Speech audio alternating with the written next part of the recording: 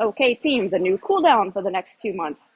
Again, internal only. Don't send this out to clients. I mean, you can, but it's just not super professional, so I'm going to be pretty chill with it. Delt, protract. Remember, we do static stretching for Defy for the cool down. Yeah, so isometric holding stretches for the most part. Protraction, retraction with the shoulders, with the delt. So protraction, they can do either one first. I don't care. But we're protracting those shoulders, rolling them in. Tell them you're trying to get a rounded back. You're trying to get a little hunchback. Squeeze those shoulders forward, squeezing the chest. You're gonna hold that for 15 seconds and then retract the shoulders. So we're opening up the chest, squeeze the shoulder blades together. So 15 seconds of each hold there.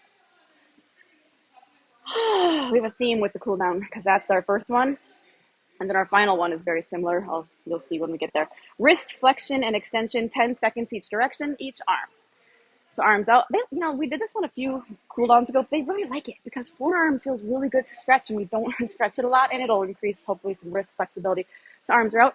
We're going to do just a gentle pressure. Make sure they're not pulling the tips of the fingers back. They kind of want to be pulling the whole hand back. It just puts too much isolated pressure. So 10 seconds here on one hand.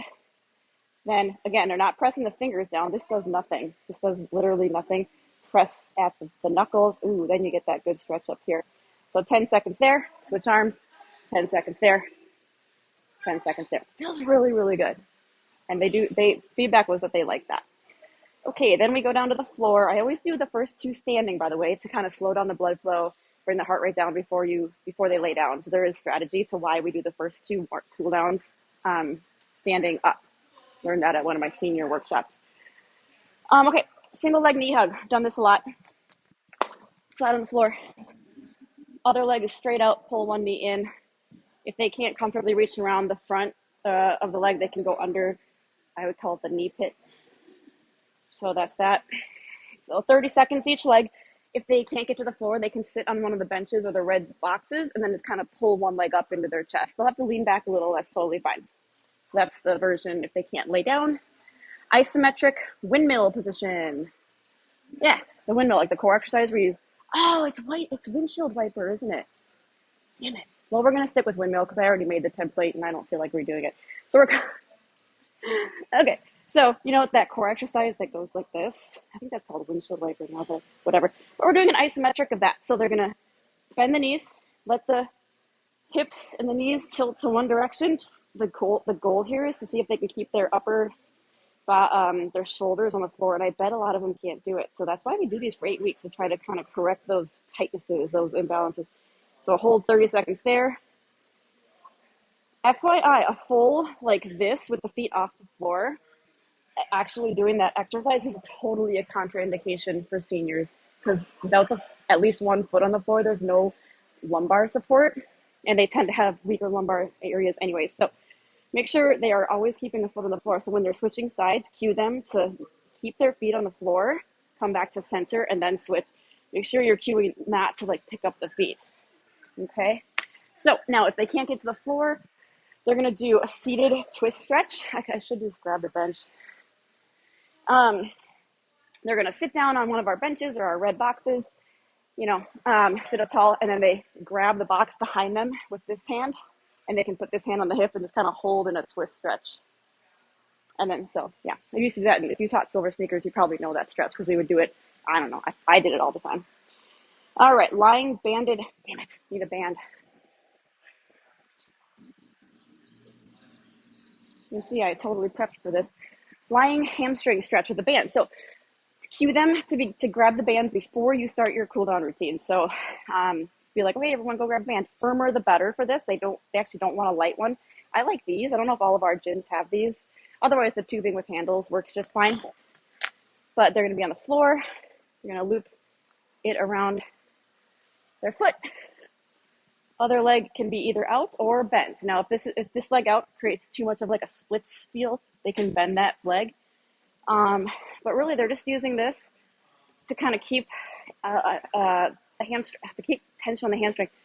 Depending on their flexibility, they can pull in as much or as little as they want or need. So if you have the tubing with handles, they'll probably the handles will be down here, right? So they'll have to actually grab the physical rubber with the band itself. Oh, feels so freaking good. Okay, now For those people that can't get onto the floor, have them, again, sit on a box and just doing a standard, I shouldn't say standard because I think it's only standard to me because I taught silver sneakers for like 8 years or however long I did that, and this is very standard for that. But sit on a bench, put one leg out, and lean forward. Only your butt would be on a bench here. So that's the option if they can't get to the floor. For the hamstring stretch, 30 seconds each side. The last one is the longitudinal lying stretch foam roller. If your clubs have the little half foam rollers, the shorter ones, this cannot be done on that. So you need the full length ones. We've done this before. They love it. So they sit, sometimes take some practice getting in and out of it. So sit on the very, very end, a little uncomfortable, and then just control laying back on it. Bend the knees for stability. You want to make sure you're cueing them that their butt, so their tailbone and their head they're both supported. So they might have to scoot down or scoot up a little bit. And we just lay here with the arms draping down to the side. As you can see, this is very similar to that open chest stretch, because what this, I think you all know, this is correcting that hunched forward position that so many people have these days. It's opening all that up. My dad had this for physical therapy for his shoulder too, so it's really common for a PT. Now, biggie on this one, we learned this at a foam rolling workshop. To get up out of the stretch, we don't want to sit up like this, okay?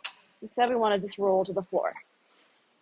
Sitting up on it puts too much isolated pressure on the lumbar, the tailbone, for a few seconds. And it just can kind of strain the neck because they're trying to sit up. So just they roll gently to the floor. If they can't do that one, we're going to do a standing pec stretch for an option. If they can't get to the floor, I should say. So you just need a wall or a rack. I don't know what to call this. I just call it because it is stretching into your pec. So they're just going to do 30 seconds, turning away from whatever they're using for leverage. 30 seconds one side. 30 seconds the other side. All right, that's our new cool down for July and August.